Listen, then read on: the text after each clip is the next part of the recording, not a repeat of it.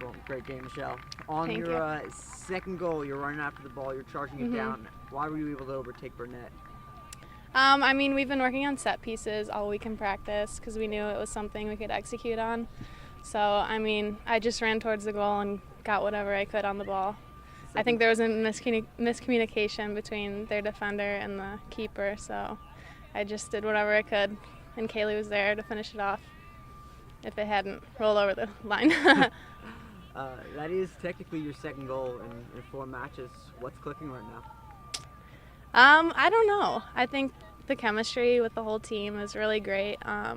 Everyone's been trying to get to goal. I think that's one thing we've been working on a lot. So I think everyone has had like a really good attacking mentality. So I think that's been great. Yeah, Lauren, first of all, this was now your 43rd career clean sheet. That puts you top 10 in the NCAA all time. What does that mean to you? To me, it's definitely a team stat first. Tonight, Hannah and Kayla stopped plenty of shots in front of us before it even gets to me. So while it's nice to have my name on it, it's definitely nice to get Northwestern up there in the standings, and it's definitely a team effort for sure. And when Bachman's closing in late in the first half, you don't have a lot of time to close her down. What's going through your mind? Just staying calm and composed. We go through these plays all the time in practice, so it's just staying disciplined and not getting worked up in the moment.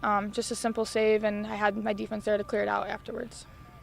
What did you guys do well tonight that you weren't able to do the past 2 nights? We honestly came out strong, and I think that helped, but we played our game for the first time in a while. We were able to control the ball, control the possession. We won the 50-50 balls. The entire night, tackle after tackle, we're on top of them, and I think that frustrated them. And putting the ball in the back of the net, actually finishing, definitely helps the morale as a group. But I think the chemistry was there. When we did break down, we were able to problem solve right away. And while we saw that in the past 2 games, we were able to actually execute tonight and get a win. Thank you very much. Thank you. What was going through your head on the 2 shots from distance? You made some pretty acrobatic saves to keep the clean sheet. How are you able to make those saves? Yeah, what's interesting is I have full faith in my defense in front of me. Thinking back to other games, there's different situations. I always wish I did stuff differently, but tonight was the one night where their communication was together. I trusted that they were going to do their job, so I just had to worry about where the ball was and where their 2 star forwards were, and that makes my job a heck of a lot easier. So I was able to just focus on the ball and that pairing it over or tipping it wide, knowing that they're there for the second rebound if I don't cleanly save it too. All right, 2 assists for you tonight. What went right? I think that in practice this week we really worked on our set pieces.